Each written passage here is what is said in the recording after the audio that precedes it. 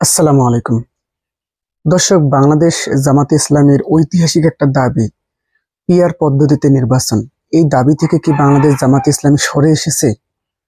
অনেকেই কিন্তু আহ এরকম মন্তব্য করতেছেন, বিশেষ করে বিএনপি পন্থী যারা অ্যাক্টিভিটিস, যারা বিভিন্ন টকশোতে গিয়ে কথা বলে, তারা বলে জামাত পিআর আন্দোলনকে ছেড়ে দিল নাকি? পিআর পদ্ধতির দাবি আসলেই বাংলাদেশ জামাত ইসলামীর আমির ডক্টর শফিকুর রহমান আজকে দেখলাম এক সাক্ষাৎকারে সাংবাদিকরা যখন প্রশ্ন করলেন যে আপনারা যদি পিয়ার পদ্ধতি থেকে কি সরে আসলেন, পিয়ার পদ্ধতিতে যদি নির্বাচন না হয় তাহলে কি আপনারা নির্বাচনে অংশগ্রহণ করবেন? তো আমিরে জামা ডক্টর শফিকুর রহমান স্পষ্ট করে একটা বার্তা দিয়েছেন যে এটা পিয়ার পদ্ধতি আমাদের দাবি, আমাদের চাওয়া, কিন্তু আমাদের চাওয়া যদি পূরণ না হয় তাহলে আমরা গণতান্ত্রিক প্রক্রিয়া মানে নির্বাচনে অংশগ্রহণ করব, তা আসলে হয় না। কিন্তু হঠাৎ জামাত কেন পিয়ার পদ্ধতির দাবি থেকে সরে আসলেন? যারা আমার ভিডিও আসলে দেখেন তারা হয়তো জানেন, অনেকদিন আগেই আমি বলেছি যখন জামাতে পিয়ার পদ্ধতির দাবি নিয়ে জোরালো আন্দোলনে নামে, তখন আমি বলেছিলাম যে জামাতের এই যে পিয়ার পদ্ধতির দাবি, এটা একটা কৌশল। সেই কৌশলটা কি? দেখেন, ঐক্যমত সংস্কার কমিশন কিন্তু উভয় কক্ষে পিয়ার, মানে উচ্চ কক্ষে শুধুমাত্র পিয়ারের জন্য তারা প্রস্তাব করেছে, কিন্তু বিএনপি কিন্তু সেখানে নোট অফ ডিসেন্ট দিয়ে রেখেছে, মানে বিএনপি উচ্চ কক্ষেও পিয়ার মানবে না। কিন্তু জামাত সহ অন্যান্য রাজনৈতিক দলগুলো কিন্তু তারা সেখানে বিএনপির বিরোধিতা করেছে। এই জন্য জামাত কিন্তু ভালো করে বুঝে গেছে যে বিএনপি উচ্চকক্ষে পিয়ার মানবে না।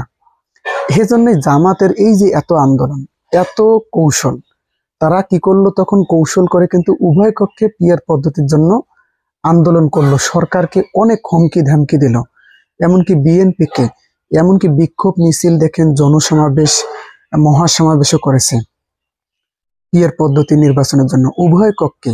জামাত কিন্তু উভয় কক্ষে পিয়ার পদ্ধতির জন্য আন্দোলন করেছে, এক নিম্ন কক্ষে, দুই হইতেছে উচ্চ কক্ষে। তো আমি যেটা আগেও বলেছি এখনো বলতে চাই, আসলে জামাত পিয়ার পদ্ধতির দাবি থেকে সরে আসে নাই। এটা একটা জামাতের কিন্তু রাজনৈতিক কৌশল। জামাত চেয়েছে যাতে উচ্চ কক্ষে পিয়ারটা হয়, বিএনপি যেন জামাতের সঙ্গে একটা দর কষাকষি করতে পারে, অথবা সরকার বিএনপি এবং জামাতের মধ্যে একটা দর কষাকষির রাস্তা রেখে দেয়, এবং বিভিন্ন রাজনৈতিক দলগুলো যাতে এই যে বিএনপি এবং জামাতের এই বিরোধিতার একটা নিরসনের চেষ্টা করে, সেটা হইতেছে সবাই কিন্তু এটা চাইবে। তখন বিএনপি কে প্রস্তাব দেবে, এই যেমন এখনো কিন্তু এই প্রস্তাব আছে, এখন সবাই কিন্তু চায় উচ্চ কক্ষে পিয়ার হোক, কিন্তু নিম্ন কক্ষে কিন্তু দেখেন এখন কেউ চায় না, এমনকি এনসিপিও কিন্তু চায়নি। কিছুদিন আগেও তো তারা ঘোষণা দিয়েছেন যে আমরা নিম্ন কক্ষে পিয়ার চাই না, আমরা উচ্চ কক্ষে পিয়ার চাই। এইটাই হইতেছে কৌশল। আসলে জামাত তার পিয়ার পদ্ধতি ঐতিহাসিক দাবি, এই আন্দোলন থেকে আসলে বাংলাদেশ জামাত ইসলামী সরে আসে নাই, বরং এটা জামাতের একটা রাজনৈতিক কৌশল, যেখানে তারা নিম্নকক্ষে পিয়ার দাবি করে মাঠে আন্দোলন করে সরকারকে হুমকি ধামকি দিয়ে বিএনপিকে, শুধুমাত্র বিএনপি কিন্তু উচ্চকক্ষে পিয়ার চায় না, শুধুমাত্র বিএনপিকে একটা চাপে রাখার জন্যই কিন্তু এই তারা নিম্নকক্ষে পিয়ার দাবি করে, যাতে উচ্চকক্ষ বাস্তবায়ন হয়। তো আপনি দেখে নেবেন যে ঐক্যমত সংস্কার কমিশন কিন্তু উচ্চকক্ষে পিয়ারের জন্য আবেদন করেছেন, মানে তারা তাদের লিস্টে, মানে তাদের প্রস্তাবে কিন্তু উচ্চকক্ষে পিয়ার পদ্ধতির নির্বাচনের ব্যবস্থা করে দিয়েছে, কিন্তু বিএনপি সেখানে নোট অফ ডিসেন্ট দিয়েছে। এখন কি হবে? এখন সমঝোতাটা যেটা হবে যে উচ্চকক্ষে আসলে পিয়ার হবে। তো এটা কিন্তু জামাত চেয়েছিল যাতে নিম্নকক্ষের এই আন্দোলনটা, এটা একটা কৌশল হিসেবে বিএনপি কে চাপে ফেলার হোক না কেন, চাপে ফেলে যেভাবে হোক না কেন উচ্চকক্ষে পিয়ার বাস্তবায়ন করে। যদি জামাত শুরু থেকেই নিম্নকক্ষে পিয়ারের বিরোধিতা করত, তাহলে আসলে কি হতো একটু ভেবে দেখেন। তাহলে কিন্তু শুধুমাত্র জামাত যদি উচ্চকক্ষের পিয়ারের দাবিতে আন্দোলন করত, তাহলে এটা কিন্তু কখনো বাস্তবায়িত হতো না, এটা কখনোই কিন্তু বিএনপি মেনে নিত না, বা ডক্টর ইউনূসকে বলেন না কেন, ওনার যে একটা সমঝোতা রাস্তা এই যে বিএনপি জামাতের, এটা কিন্তু থাকতো না। এজন্যই কিন্তু জামাত শুরু থেকে কিন্তু উভয় কক্ষে পিয়ারের জন্য আন্দোলন করেছে।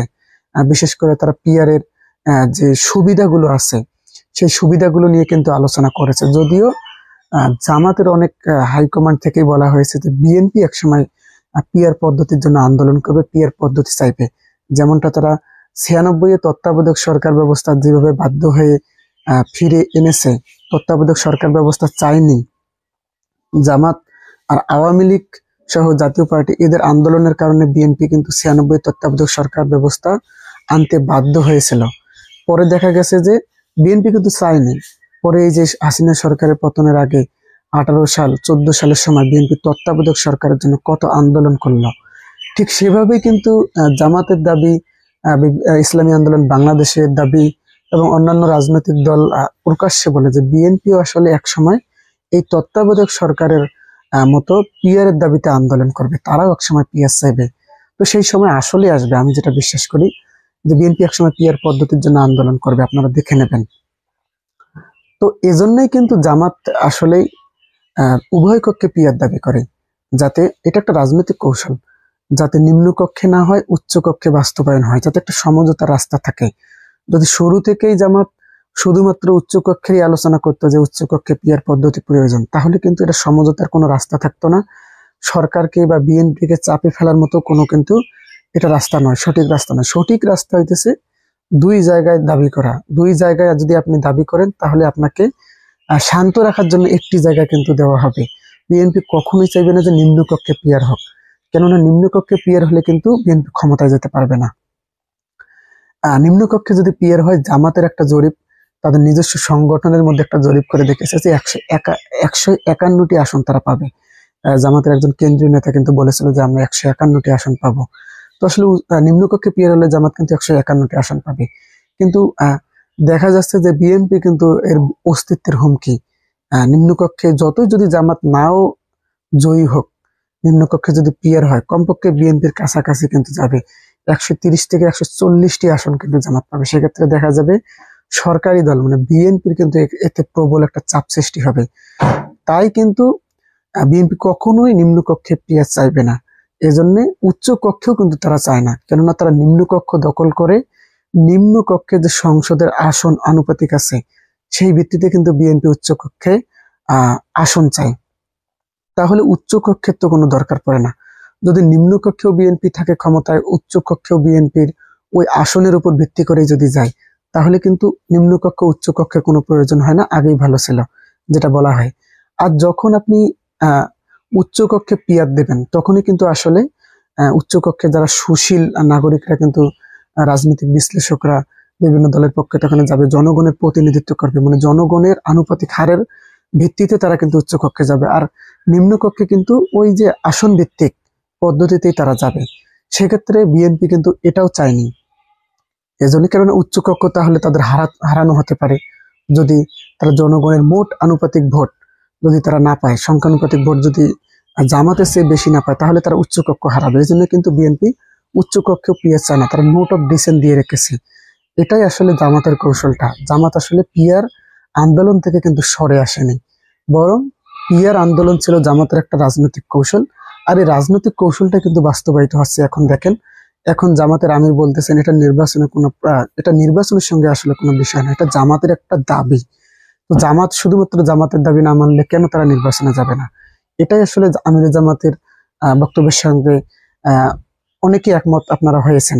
কেননা পিয়ার আসলে ঐতিহাসিক একটা দাবি জামাতের ছিল। এটা যদি জামাত কোনোভাবেই তাদের জোর করে হোক না কেন যদি নিয়ে আসতে পারতো, তাহলে কিন্তু এটা জামাতের জন্য বিশাল বড় একটা রাজনৈতিক সুবিধা হতো। যেহেতু বিএনপি বর্তমান বাংলাদেশের ক্ষমতাশালী দল, বিভিন্ন পুলিশ প্রশাসনে কিন্তু সরকারি দলে এমনকি উপদেষ্টা পরিষদেও কিন্তু তাদের কিন্তু লোকেরা বসে আছে, উপদেষ্টারা কিন্তু বেশিরভাগই তাদের। পুলিশ প্রশাসন এখন সেনাবাহিনীতেও কিন্তু তাদের লোক দেখা যাচ্ছে।